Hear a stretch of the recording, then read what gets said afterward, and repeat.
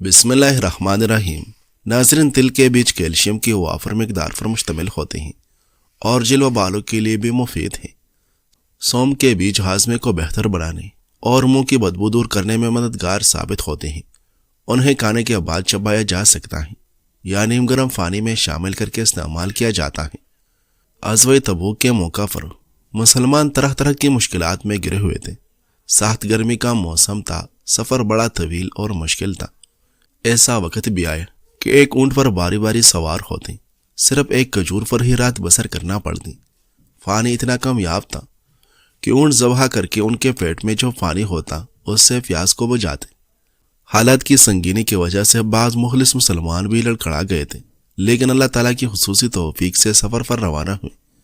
حضرت کعب بن مالک رضی اللہ عنہ فرماتے ہیں کہ جن دنوں غزوہ تبوک کے لیے تیاری ہو رہی تھی، میری صحت اور مالی حالت بہت اچھی تھی۔ میرے پاس سواری کے لیے 2 اونٹنیاں تھیں۔ اس سے قبل کبھی میرے پاس سواری کے لیے 2 جانور جمع نہیں ہوئے تھے۔ جمعرات کے دن نبی اکرم صلی اللہ علیہ وسلم اپنے 30,000 جانثاروں کے ہمراہ تبوک کی طرف روانہ ہوئے۔ میں نے دل میں سوچا کہ چند ضروری کاموں سے جلدی فارغ ہو کر لشکر کے ساتھ جا ملوں گا۔ پہلے دن بھی گزر گیا، لیکن مجھے ان کاموں سے فراغت نہ ہوئی۔ دوسرا دن، پھر تیسرا دن بھی اس طرح گزر گیا، لیکن میں فارغ نہ ہوا۔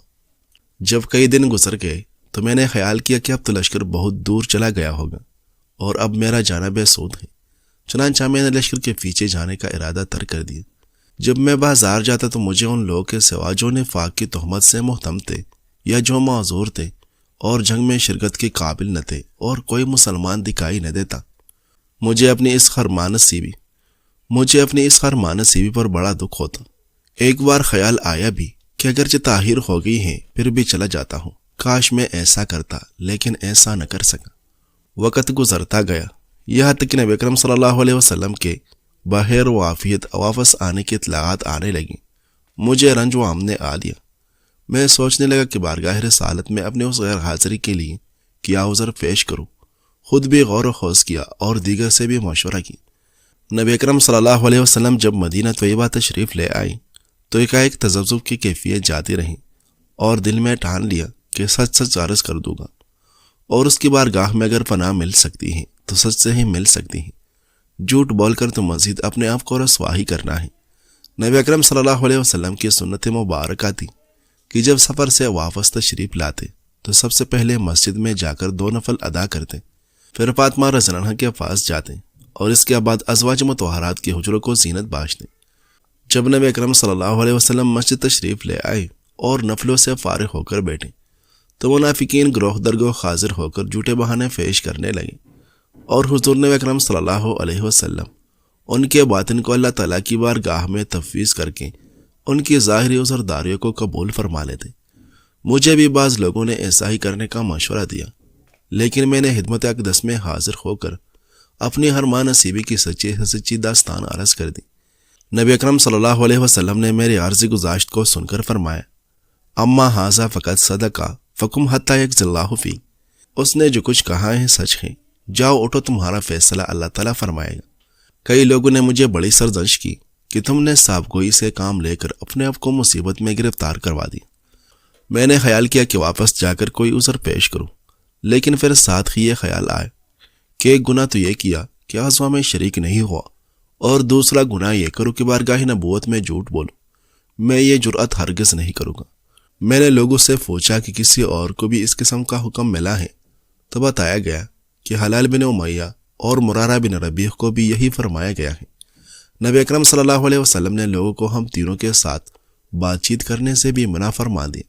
اب ہمارے ساتھ نہ کوئی ہم کلام ہوتا تھا اور نہ ہی ہمارے سلام کا کوئی جواب دیتا تھا۔ ہمیں یوں محسوس ہونے لگا کہ یہ وہ لوگ ہی نہیں جو پہلے تھے اور جن کو ہم جانتے تھے۔ مجھے یہ اندیشہ کھائے جا رہا تھا کہ اگر اسی حالت میں موت آ گئی اور نبی اکرم صلی اللہ علیہ وسلم نے نماز جنازہ نہ پڑھائی تو کیا بنے گا۔ میرے دیگر دونوں ساتھی تو رات دن گریہ و زاری میں گزار دیتے۔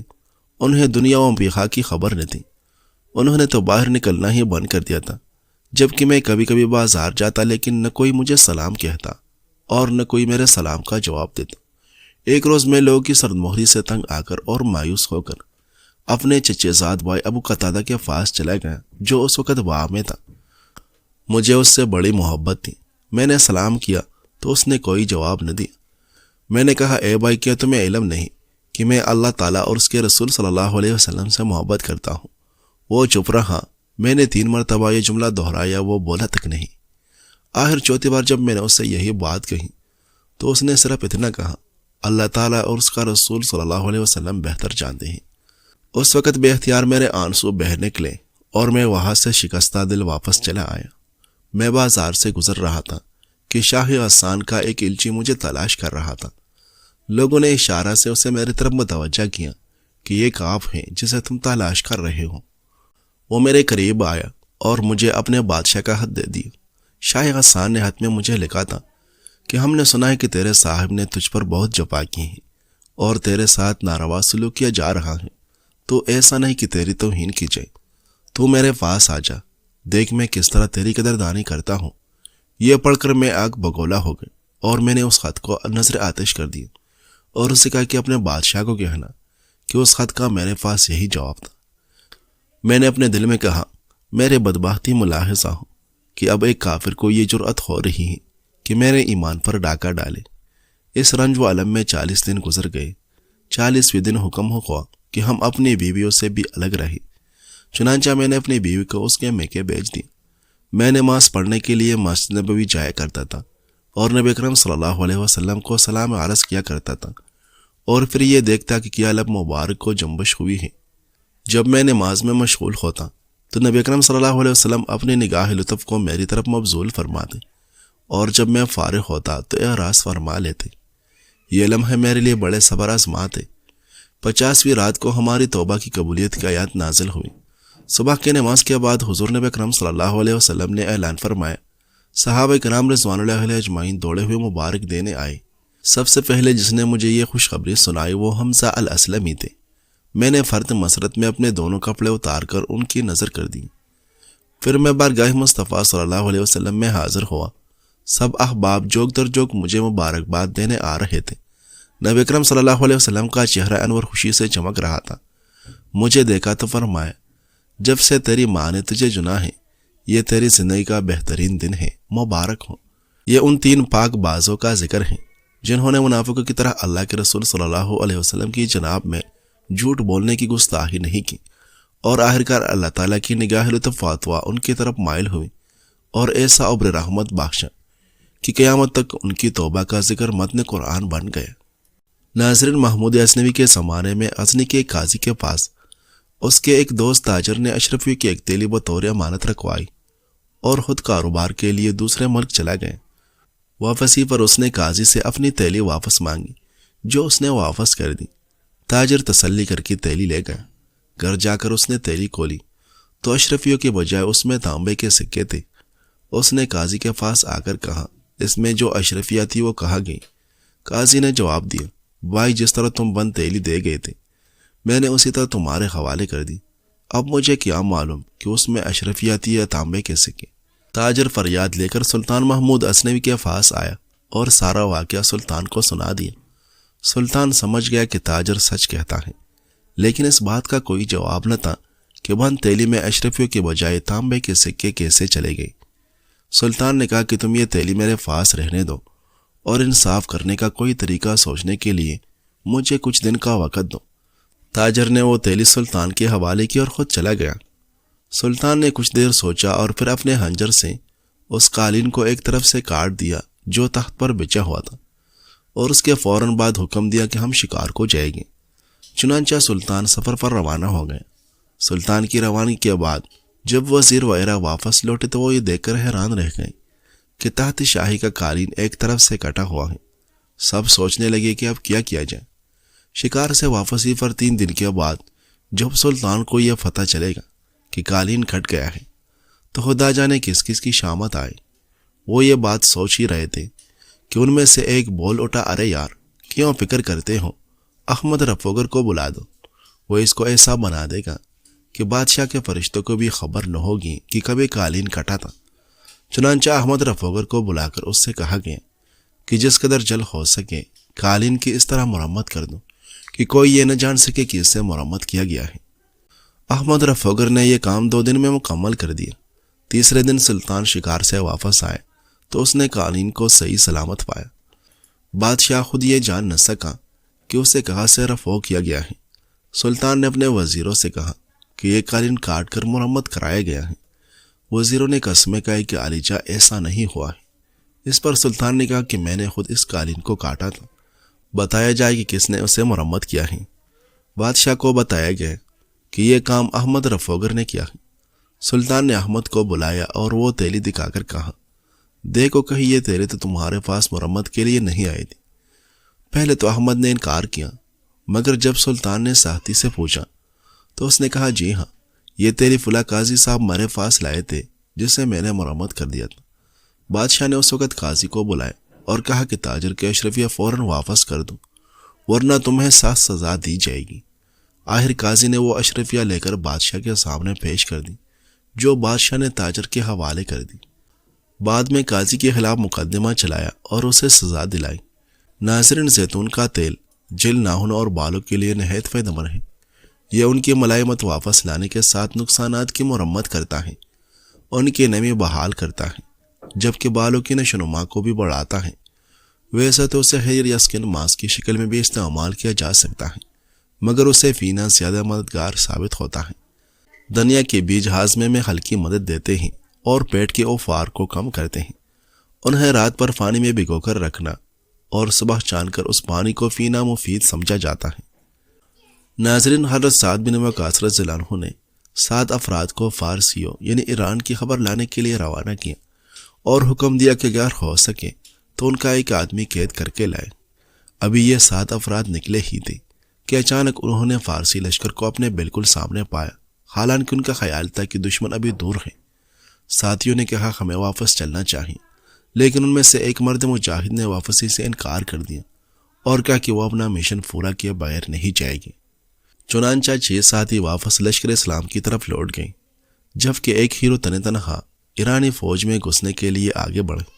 انہوں نے بڑی مہارت سے راستے تلاش کیے اور دلدلی علاقوں سے گزرتے ہوئے ایرانی فوج کے اس خراول دستے کو عبور کر لیا جو 40,000 جنگجو پر مشتمل تھا۔ وہ فوج کے قلب درمیان کو پار کرتے ہوئے ایک بڑے سفید خیمے تک پہنچ گئے، جس کے سامنے بہترین نسل کے گھوڑے بندھے ہوئے تھے۔ وہ سمجھ گئے کہ یہ ایرانی سپہ سالار رستم کا خیمہ ہے۔ انہوں نے رات ہونے کا انتظار کیا۔ جب رات کی تاریکی چھا گئی تو وہ خیمے کے قریب پہنچے، اپنی تلوار سے خیمے کی رسیاں کاٹ دیں، جس سے خیمہ رستم اور اس کے ساتھیوں پر گر گئے۔ پھر انہوں نے رستم کے گھوڑے کی رسی کاٹی، اس پر سوار ہوئے اور وہاں سے نکل گئے۔ ان کا مقصد ایرانیوں کی توہین کرنا اور ان کے دلوں میں رعب ڈالنا تھا۔ جب وہ گھوڑے لے کر نکلے تو ایرانی سواروں نے ان کا پیچھا کیا۔ وہ عجیب چال چل رہے تھے، جب دشمن قریب آتا تو وہ رفتار تیز کر دیتے اور جب دشمن دور ہو جاتا تو وہ رفتار دھیمی کر دیتے تاکہ کوئی ان کے قریب آئے، کیونکہ وہ حضرت سعد بن وقاص رضی اللہ عنہ کے حکم کے مطابق کسی کو قیدی بنا کر لے جانا چاہتے تھے۔ پیچھا کرنے والوں میں سے صرف 3 سوار ان کے قریب پہنچ سکے۔ انہوں نے ان میں سے 2 کو قتل کر دیا اور تیسرے کو قیدی بنا لیا۔ یہ سب کچھ انہوں نے اکیلے کیا۔ انہوں نے قیدی کو فیٹ پر ایسا رکھا اور اسے اپنے آگے دوڑائے یہاں تک کہ اسے مسلمانوں کی لشکرگاہ میں لے آئے۔ جب اسے حضرت سعد بن وقاص رضی اللہ عنہ کے سامنے پیش کیا گیا تو فارسی قیدی نے کہا، میری جان بخشی کا وعدہ کرے تو میں سچی بات کہوں گا۔ حضرت سعد بن وقاص رضی اللہ عنہ نے فرمایا، تمہاری جان امان میں ہے، ہم سچ بولنے والی قوم ہیں، لیکن شرط یہ ہے کہ تم ہم سے جھوٹ نہیں بولو گے۔ پھر سعد نے پوچھا، اپنی فوج کے بارے میں بتاؤ۔ فارسی قیدی نے حیرت زدہ ہو کر کہا، اپنی فوج کے بارے میں بتانے سے پہلے میں تمہارے اس آدمی کے بارے میں بتانا چاہتا ہوں۔ اس نے کہا، خدا کی قسم، اس جیسا شخص ہم نے کبھی نہیں دیکھا۔ میں بچپن سے جنگیں لڑ رہا ہوں، لیکن اس شخص نے اکیلے ان 2 لشکروں کو پار کیا جنہیں پوری فوج پار نہیں کر سکتی۔ پھر اس نے سپہ سالار کا خیمہ گرایا اور اس کا گھوڑا چھین لیا۔ 3 سواروں نے اس کا پیچھا کیا۔ اس نے پہلے کو قتل کیا جو ہمارے ہاں 1000 شاہ سواروں کے برابر تھا۔ پھر دوسرے کو قتل کیا، وہ بھی 1000 کے برابر تھا، اور وہ دونوں میرے چچا زاد بھائی تھے۔ میں نے بدلے کی آگ میں اس کا پیچھا کیا، اور میں جانتا ہوں کہ پورے فارس میں میری طاقت کا کوئی مقابلہ نہیں، لیکن جب میں نے اس کے سامنے موت کو دیکھا تو میں نے خود کو قیدی بنا لینا ہی بہتر سمجھا۔ اگر تمہارے پاس ایسے ہی اور لوگ ہیں تو تمہیں کوئی شکست نہیں دے سکتا۔ بعد ازاں وہ فارسی قیدی اسلام لے آیا۔ یہ وہ عظیم مجاہد حضرت طلحہ بن خویلد الاسدی رضی اللہ عنہ تھے جنہوں نے ایرانیوں کو دھنگ کر دی۔ ناظرین، کدو کے بیج زنک سے بھرپور ہوتے ہیں اور قوت مدافعت کو مضبوط بنانے میں نمایاں کردار ادا کرتے ہیں۔ انہیں ہلکا سا بھون کر روزانہ 1 سے 2 کھانے کے چمچ تک کھایا جا سکتا ہے یا سلاد اور ہلکی پھلکی غذا پر چھڑکا جا سکتا ہے۔ کدو کے بیج کیلوریز میں زیادہ ہوتے ہیں